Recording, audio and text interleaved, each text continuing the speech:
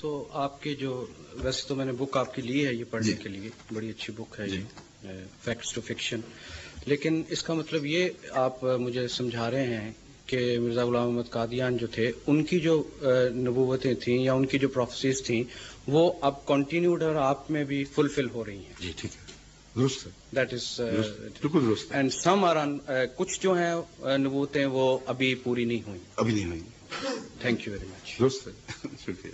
لیکن وہ محمدی بیگم والی بات تیسری، ہاں جی ہاں جی، وہ بھی کہیے. وہ پوری نہیں ہوئی. نہیں، میں نے نہیں کہا پوری نہیں ہوئی.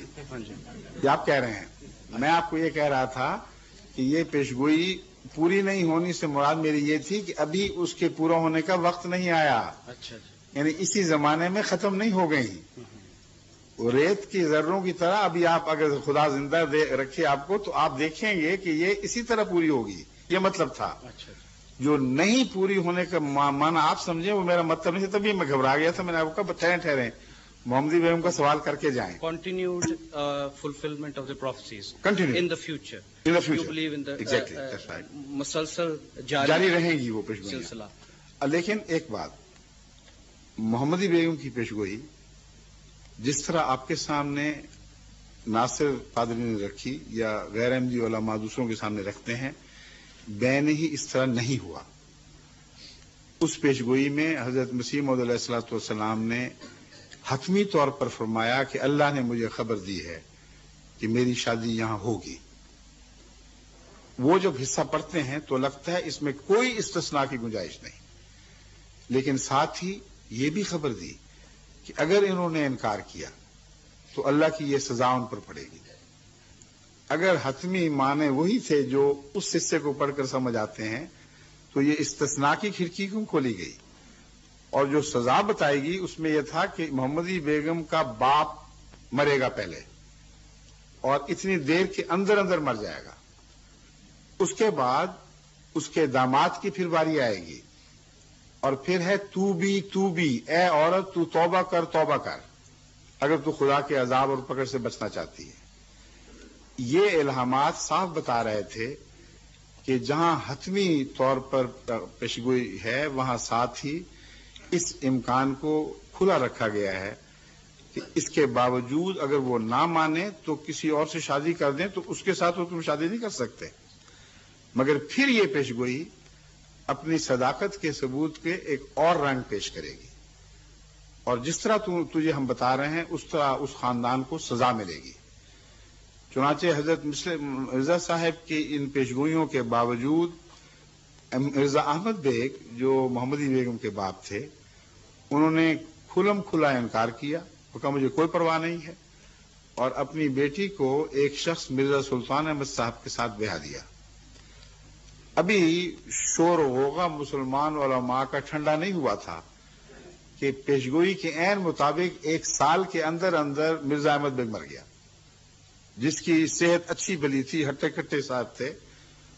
اس سے ایک وویلا مچ گیا اس خاندان میں اور کثرت سے حضرت مسیح موعود علیہ الصلوۃ والسلام کو معافی کے خط لکھے گئے، پیغام بھیجے گئے کہ آپ ہمارے لیے بخشش کی دعا کریں. مرزا سلطان بیگ جو بچ گئے وہ نہیں، پہلا تو مر گیا نا اسی طرح. اب سوال یہ ہے انہوں نے توبہ کی تھی، استغفار کیا تھا، دعائیں کی تھی تو بچے ہیں. اور تو بھی کا جو لفظ ہے، اے عورت تو توبہ کر، اے عورت تو توبہ کر، یہ محمدی بیگم کی ذات میں پورا ہوا ہے کہ نہیں، یا ان کے والدہ یا ان کے متعلق. یہ قطعی شہادتیں ہیں اور غیر احمدی علماء بھی اور قاضی ناصر صاحب بھی اس کا انکار نہیں کر سکتے کہ سارے خاندان نے توبہ کی طرف رجوع کیا اور معافیاں مانگی. یہاں تک کہ مرزا سلطان بیگ صاحب سے لمبے عرصے بعد تک علماء کوشش کرتے رہے یہ بیان لینے کی کہ مرزا صاحب جھوٹے نکلے اور تم لوگوں نے توبہ نہیں کی تھی. انہوں نے ہرگز بیان نہیں دیا. انہوں نے کہا میں یہ بیان دینے کے لیے تیار نہیں ہوں. محمدی بیگم جو زیر بحث تھی، آخر وقت تک محمدی بیگم یہی کہتی رہی کہ مرزا صاحب سچے تھے اور ہم نے توبہ کی اور ہم نے استغفار کیا. اور ان کے اولاد میں سے کون ہوا تھا؟ بیٹا. اسحاق بیگ نام تھا, مرزا اسحاق بیگ. محمدی بیگم کا بیٹا مرزا اسحاق بیگ احمدی ہو گیا. اب بتائیں کہ جہاں ماں کی غیرت اور عزت کا بھی سوال ہو, جہاں الہام یہ باتیں کرتا ہو کہ اس عورت سے شادی کی جائے گی ورنہ باپ مرے گا پھر اس کا خاوند مرے گا, اس نے گھر میں اگر اس کو جھوٹا ہوتے دیکھا تھا, اگر اپنی ماں کی گواہی یہ دیکھی تھی کہ سب بکواس ہے اور اس میں کچھ بھی صداقت نہیں, تو اس کا سر پھرا تھا کہ سارے خاندان کی مخالفت موڑ لینے کے باوجود وہ احمدی ہو گیا. یہاں تک سختیاں برداشت کی کہ ساہیوال کے ایک گاؤں میں مرزا اسحاق بیگ صاحب جب زندہ تھے, اس وقت میں ربوہ میں تھا, انہوں نے اپنی بچی کی شادی کی. سارے خاندان نے بائیکاٹ کیا, مولویوں نے علاقے میں اس شادی کے بائیکاٹ کی تعلیم دی اور چاولوں اور سالن اور زردے وغیرہ کی بھری ہوئی دیگیں پھکوا دینی پڑی, لیکن کوئی شادی پر نہیں آیا, مگر ان کے پائے ثبات پہ لرزش نہیں آئی. یہ کیا واقعہ ہوا ہے؟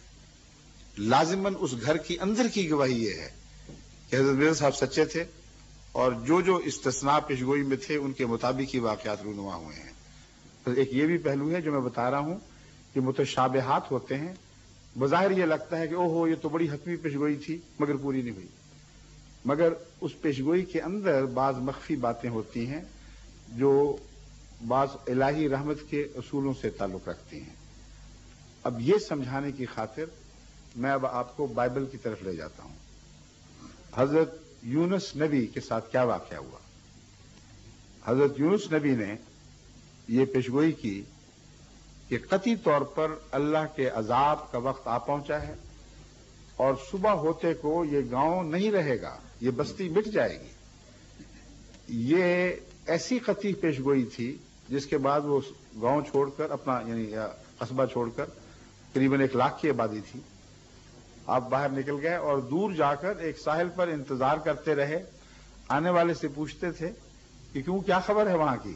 مٹ گئے نینوا کی بستی وہ برباد ہو گئی, کچھ بھی نہیں, اچھے بھلے ٹھیک ٹھاک ہے.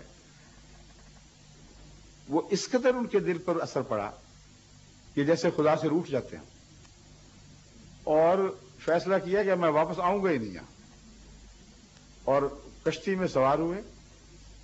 کشتی میں جو لوڈ زیادہ ہو گیا اور یہ فیصلہ ہوا کہ ایک کو تو پھینکنا پڑے گا. کرہ کون ڈالے؟ کرہ حضرت یونس سے, حضرت یونا نبی سے دلوایا گیا. اپنے ہاتھ سے نکالا ہو کرہ ان کے خلاف نکلا, ان کو پھینکا گیا, مچھلی نے نگلا اور پھر اگلا. یہ سارے واقعات آپ کے علم میں ہیں. سوال یہ ہے کہ اگر آپ اس وقت زندہ ہوتے اور یہ پیشگوئی اس طرح جھوٹی نکلتے دیکھتے جس میں استثناء کی کھڑکی بھی کوئی نہیں تھی, تو کیا آپ یونس نبی کے انکار کا حق رکھتے؟ اس لیے نہیں کہ قرآن کریم نے اس اصول کو واضح فرما دیا ہے کہ اللہ کی رحمت ہر عذاب اور وعید پر حاوی ہے. جب بھی وعدے ہوتے ہیں کسی کی ہلاکت کے تو رحمت کا اصول پھر بھی حاوی رہتا ہے.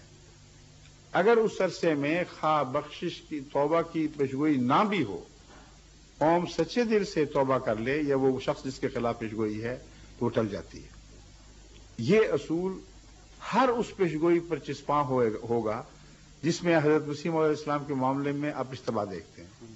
اور نینوا شہر نے توبہ کی ساٹ اوڑ کے اور سر پر خاک ڈال کے, تو سارے جانور بھی باہر لے گئے اور بڑے دردناک انداز میں چیخ و پکار کی. اختتام یہ ہے کہ یونس نبی جو تھا, حضرت یونس علیہ السلام, وہ ناراض ہوئے کہ کیوں چھوڑ. ان کو علم نہیں تھا نا, ان کو علم, وہ تو انسان عالم الغیب تو نہیں تھے. ان کا علم تو یہاں تک تھا کہ مسافر سے پوچھتے تھے. یقین ہونے کے باوجود اس کے آنکھوں سے اس یقین کو پورا ہوتے دیکھ کر مزہ چاہتے تھے. آنے والے مسافروں سے پوچھتے تھے وہاں کچھ ہوا ہے کہ نہیں, تو کہتے کچھ بھی نہیں ہوا. تو اس شرمندگی میں وہاں سے گئے ہیں. گویا خود خدا کی رحمت کے خلاف دل میں رنجش پیدا کر لی. ہلکی سی ہے, اس میں نبی بہت بڑی رنجش میں مبتلا نہیں ہوتا. اگر بڑی رنجش ہوتی تو ان کو ہلاک کر دیا جاتا, شہر بچا لیا جاتا اور یونس کو ہلاک کر دیا جاتا. مگر ہلاکت کے منہ میں پہنچا کر واپس لانا خدا نے اس بات کا ثبوت دیا تھا کہ اے یونس تو بھی تو میرا بندہ ہے. وہ لوگ بھی ہلاکت کے منہ تک پہنچ چکے تھے. ان کی توبہ سے جیسے میں نے ان سے سلوک کیا اب میں تجھ سے بھی یہی سلوک کرتا ہوں. تو ہلاکت کے منہ میں پہنچ کر جب تو نے استغفار کی اور کہا کہ اے خدا تیرے سوا کچھ نہیں, میں انی کنت من الظالمین, تو اللہ نے وہاں سے نکال دیا. تو یہ وہ رحمت کا اصول ہے. جہاں یہ لاگو ہوتا دکھائی دے گا آپ کو, وہاں بظاہر بعض پیشگیوں میں اشتباہ دکھائی دیتا ہے. Thank you very much. شکریہ بہت. شکریہ.